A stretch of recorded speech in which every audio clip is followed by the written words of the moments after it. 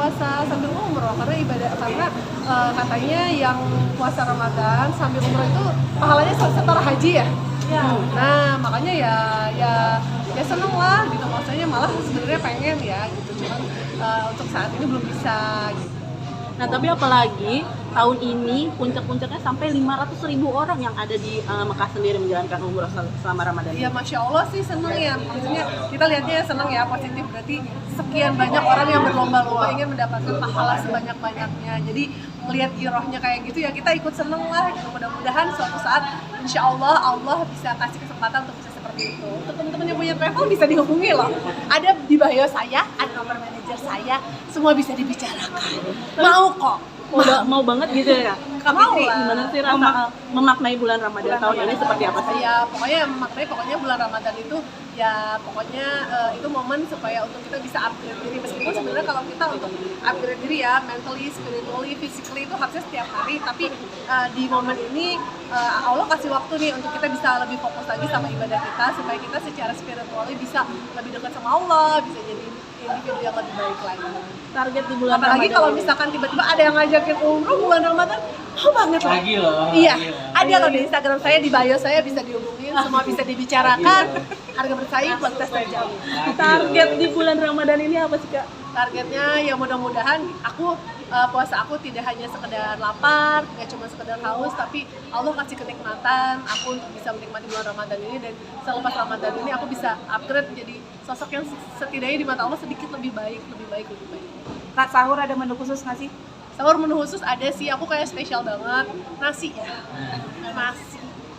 Sebenarnya nggak ada menu khusus apa sih, karena kalau sahur tuh kita apa aja. Menu sahur adalah menu buka yang diangetin, sebenarnya itu. Tapi kalau suami aku dia yang lebih festif gitu loh, dia yang lebih pokoknya kalau buka puasa pengennya ada kolak. Kalau kolak tuh kayak Ramadan banget. Nah suami aku yang lebih kayak gitu. Nah itu Kak Fitri masak sendiri atau gimana? Ya enggak lah, tidak.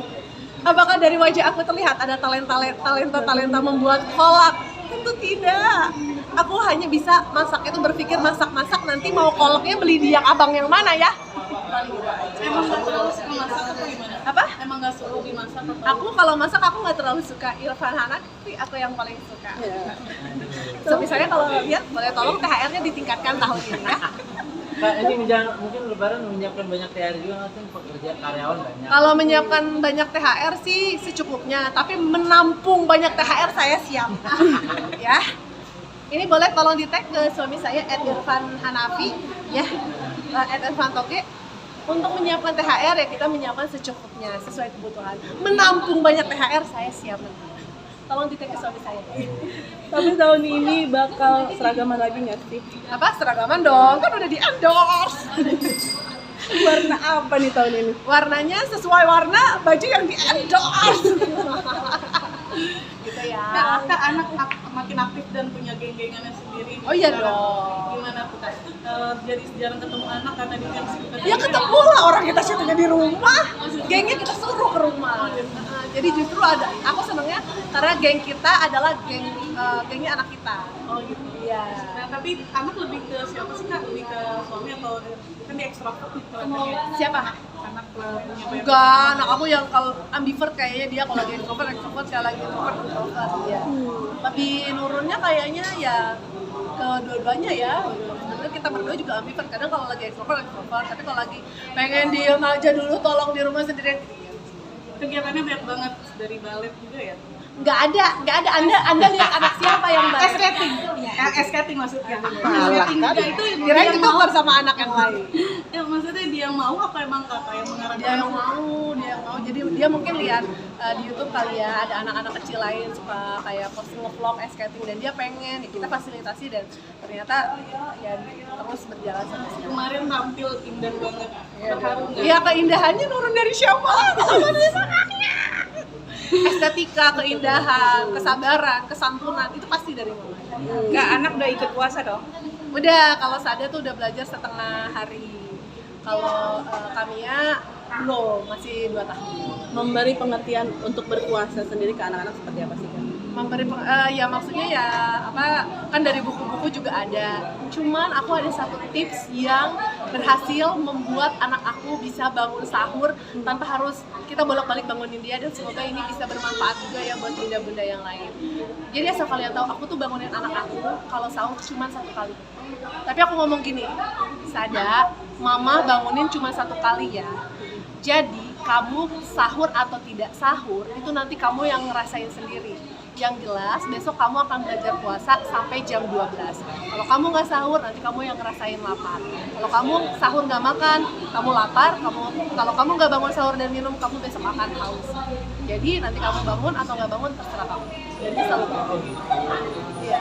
Jadi aku nggak yang apa kayak bolak-balik, Kak bangun sahur. Tapi aku ngejelasin ke dia. Dan itu setiap pagi. Kakak, mama cuman hanya akan bangunin sahur sekali.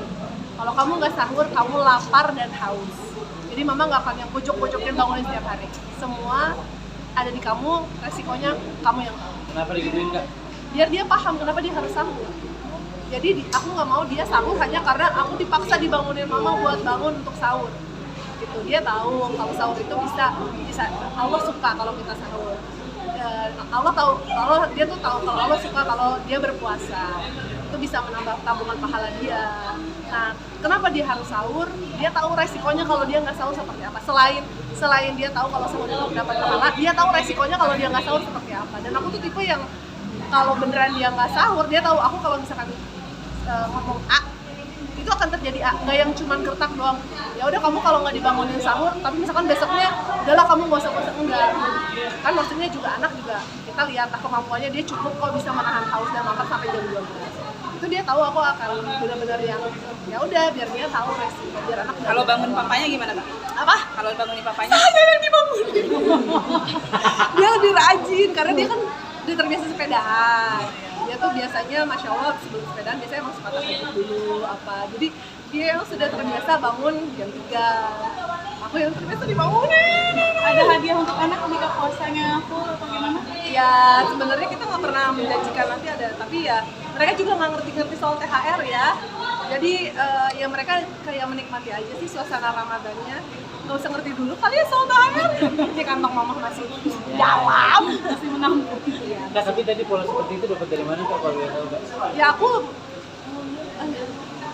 dari ini. Oh ya udah siap. Oke, makasih Oke, Kak. Kak.